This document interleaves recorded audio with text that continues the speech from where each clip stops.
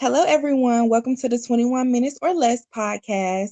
Today, we're joined by entrepreneur Nicole Sharma, and she has a brand called Nick Hill, which specializes in clothing. So, can you first start by just telling us a little bit about your brand, like what made you get started, and just like what's some of your goals for your business? Sure. Thank you so much for having me. Hi, everybody. I Hi. started, hi. I have always wanted to be an entrepreneur. Like I was that kid that I knew that I couldn't work for anybody else. And I knew that I had a passion to do what I wanted to do, but I didn't, at a young age, I didn't really know what that was. And I went the traditional route through college, and while I was good in traditional school and education, it still wasn't for me. I graduated and I was going to work in the workforce, and I still just wasn't really happy with where my life was going. It felt like I was kind of living somebody else's life and not what I wanted to do. And my mom actually suggested, why don't you pursue fashion? You've always loved clothes. So I heard her and I went back to school, and I went to design school and got a degree in fashion design. And from there, I kind of began to see my blueprint a little bit more clearly. And I decided that I would work in the industry under some designers and for some brands, because I didn't really know how to navigate having a fashion business, or what that really looked like. I just knew that I wanted one. So I moved to New York, and I worked for some great designers and for some great brands, and studied hard and worked hard, and I learned a ton. And while I was working for these designers and for these brands, it kind of became a little bit more clear how I wanted to enter my product into the industry. And the first lady I worked for started her business with swimwear, and I grew up in Florida, and my parents are Jamaican, and swimwear kind of resonated with me just because of what my own background is, but then also being able to see, her playbook and kind of take a page from her playbook, and apply it to what I was doing. So I thought that swimwear would be a good place to start with, having my own business. And it's kind of just gone from there. I'm still at swimwear, and we're getting ready to introduce clothing and resort wear into the mix. Mostly I wasn't ready to do it naturally just now, but because of coronavirus, I thought it was a really good time to start talking about clothes and to start, um, bringing my opinion about resort wear and vacation inspired clothing and dresses and skirts to the conversation. And that's kind of how I got where I am. Speaking of coronavirus, how have you been able to cope and has your business been affected by it? My business has definitely been affected by it, but mostly because swimwear is it kind of parallels with the travel industry. And because people haven't been able to travel, they're not really thinking of swimwear like that. I've had a few sales during coronavirus, but nothing crazy, mostly from women who were already living in a place where they have access to the beach year round, or, they have really good weather. So, like those women that live in Los Angeles or Miami, or, those warm weather places, those women are still buying swimwear because she can go to the beach and have a moment, pretty much anytime. But outside of those pockets, it has definitely been impacted, because the women who live in a more seasonal part of the country or world, they're just wearing the swimwear that they had last year. So that's kind of how it's been impacting the swimwear industry as a whole. As it relates to me specifically, my brand underwent rebranding the last 6 months of 2019. So I had already slowed everything down, with the intention to kind of just, revamp and kind of improve everything that I was working on. So I didn't have any pending orders. I didn't have any, relationships with buyers that I needed to cancel.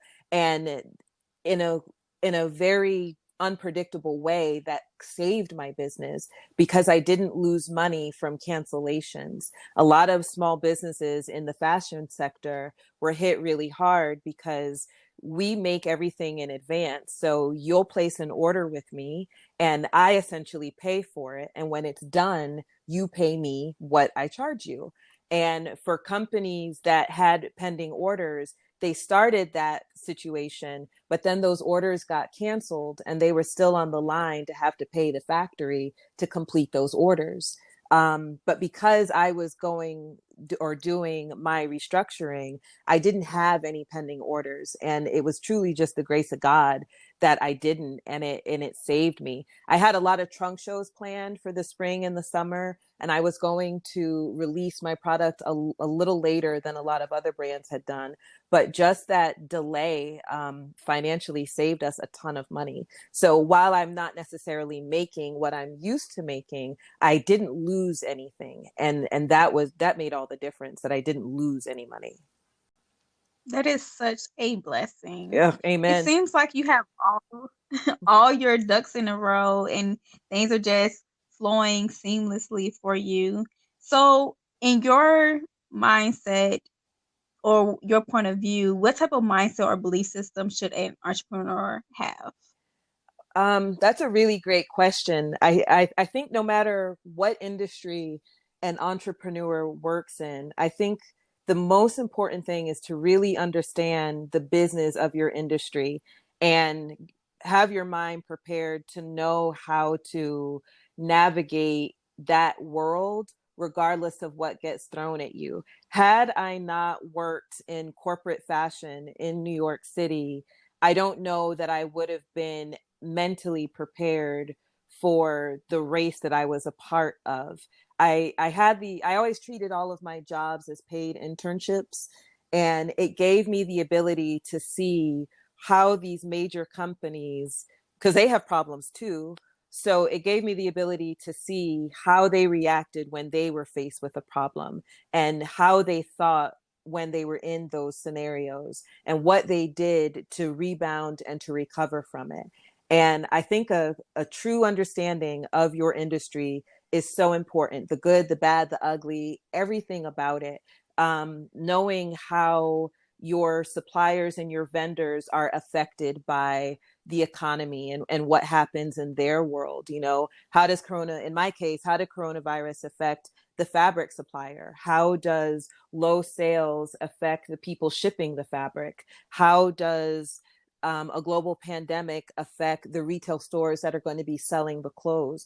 When you really understand all the nuances of each of the hands that are before your part of the process and after your part of the process, I think when problems arise, you're better able to make decisions that are sound and can be with the lowest amount of risk as possible. I think once you've figured out your industry and you know what you're doing in your industry, I think just being able to trust your instinct and listen to your voice, and and be confident with yourself as a business owner or entrepreneur, or however you like to describe yourself, is also really important, because so many people like to give unsolicited advice, and sometimes that advice is great and sometimes that advice is not so great, and you have to be able to hear those things and then come up with your own mind and your own decision about what it is that you're hearing. And then I'd say the last thing is just paying attention to your market and market trends. What are your customers want? What is the world? What's happening in the world? And how does what you're doing fit in that world? Um, a lot of it is luck, but I think that when you know what you're doing, you can combine some of that luck with your own intelligence and your own intuition, and make really great decisions for your business. Got you. I definitely agree. And another question I have for you is that I know you say your mission is to celebrate a wider definition of beauty for everyone. So, like, it just sounds like you're more into the personal, maybe emotional or mental health aspect as opposed to just the physical beauty of having a nice swimsuit. So, like, how did you, I guess, combine the need to like have it be a deeper meaning behind the swimsuit? That's a really great question. A lot of it. So when I was in design school, I went to design school in Atlanta. And at the time, right after I graduated, I was working at Lenox Square Mall, and I was working in this swimsuit shop. I don't know if it's still there or not, but I was working in this swimsuit shop, and I was a store manager for this shop. And we had women coming in there all the time and trying swimsuits on. And when you work with swimwear, you've seen every shape, size of woman that there is. And it's a really psychological sale that it actually has little to do with the swimsuit and more to do with how the woman feels when she puts the swimsuit on. And I learned that in that moment. And I'll share this story with you. I'm working, and it's a busy Saturday in Lenox, and I'm helping this woman, and she had what the world would probably consider a nice physique. She looked like she worked out, she looked healthy, she looked fit, and it was probably one of the nicest bodies I've ever seen in person in my life up to that point.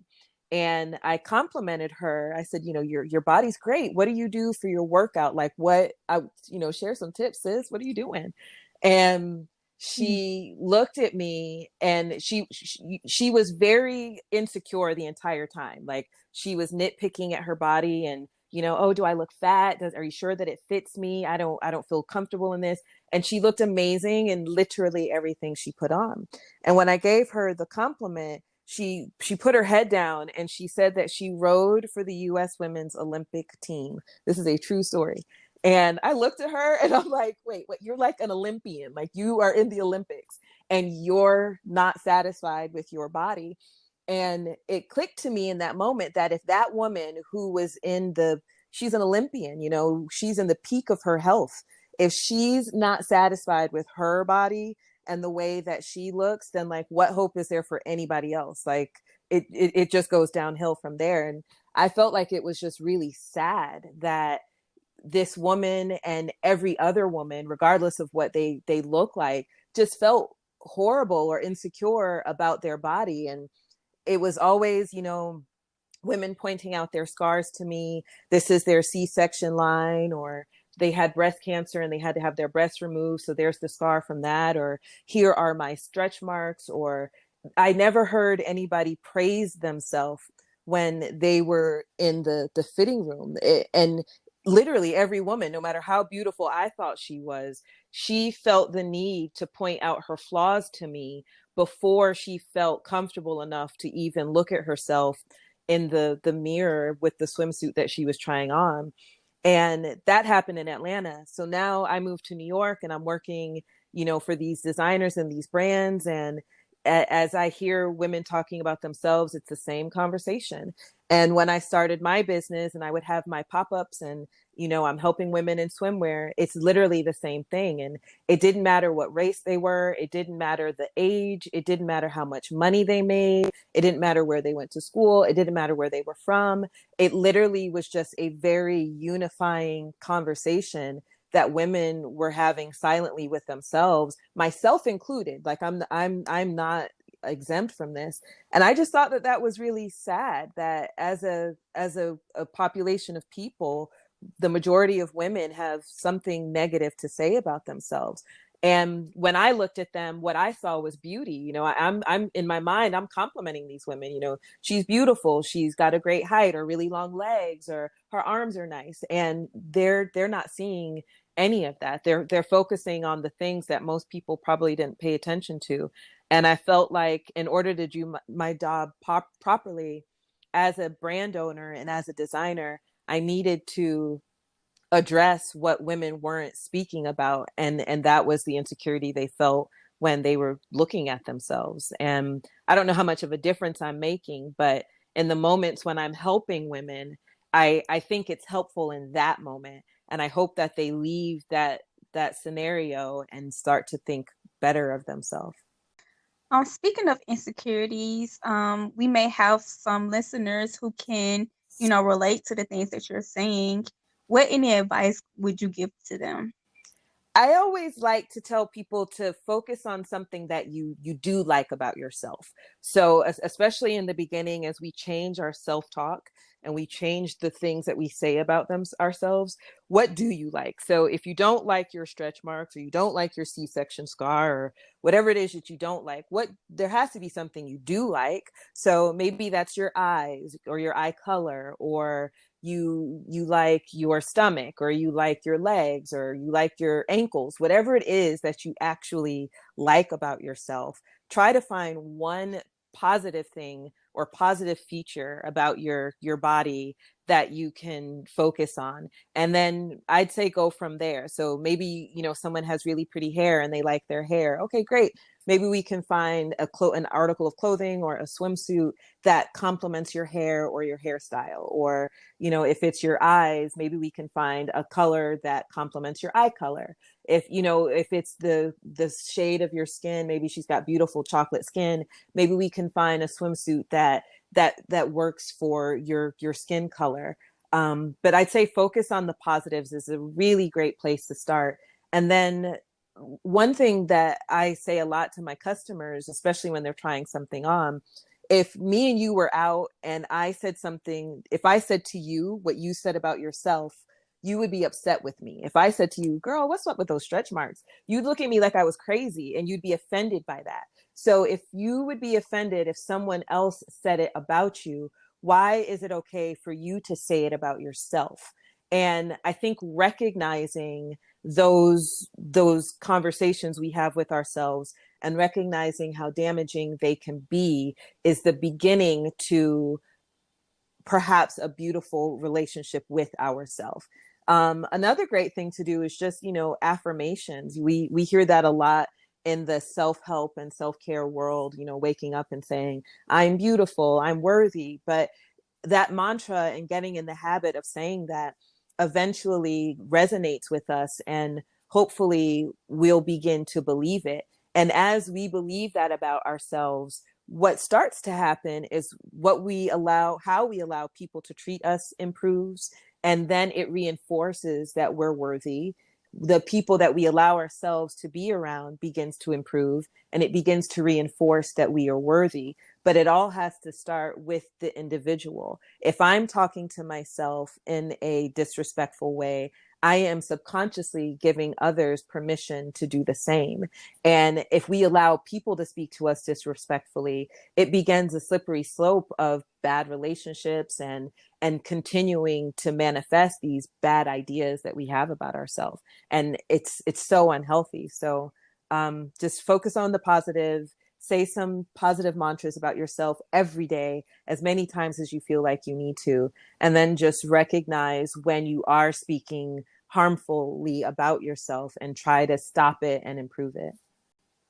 Just to kind of, stay on the self-care a little bit, mantras or whatever, what's some things that you personally do for either self-development or self-care? Maybe just like one, what's the biggest thing you feel like is helpful for you? I think the biggest thing for me is working out and eating healthy, because one, it will contribute hopefully to my longevity, and it'll allow me to have a longer, healthier life. But the side effect of working out and eating healthy is a body that I'm proud of. And it begins because I'm proud of my body, even though I still have insecurities like every other woman. I begin to have more things about my body that I like than less things that I dislike. And I think that it's the most active way that I can contribute to positive self-care. And I try to do something kind to myself every day, so maybe today I'll give myself a facial. Maybe tomorrow I'll give myself an Epsom salt bath. I work out. Working out, I think, is a great way to show that we love ourselves. Laughing, I think, is a really great way to take care of our spirit. Being around people who really truly have the best intentions for me, is a really good way of self-care. And it sounds simple and it sounds kind of cheesy, but combined, they really do affect the overall mental well-being of our person and of who we are. And when you feel beautiful, it really affects your confidence level. And as a woman of color, and as women in general, feeling beautiful is so, so important, because it affects the type of men that we choose. It affects how we speak to our daughters and how we speak to our nieces. And the last thing we would want to do is to to to continue a legacy of bad treatment of ourselves. You know, the little ones, they watch us and they see us and they admire us, and loving ourselves teaches them that it's okay to love themselves too. Wow. Well, thank you so much for joining us, for your insight. We really, really appreciate you. So go ahead and tell our listeners where they can find you on social media. Thank you so much. I've loved having these types of conversations. On Instagram, I am at Nick Hill Clothing. That's NICHYL Clothing. And it's the best way to get in touch with me. And then my website is www.nickhill.com. Thank you so much for having me. It's been such a treat to talk to you. Thank you. And make sure y'all go follow our podcast page at 21 Minutes or Less Podcast on YouTube and 21 Minutes or Less on Instagram and Facebook. And then go follow our personal pages. Mine is at Keisha Milana. Mine is at Miss Butterfly 21 MISS. And we'll see you on the next episode. All right, bye. Bye.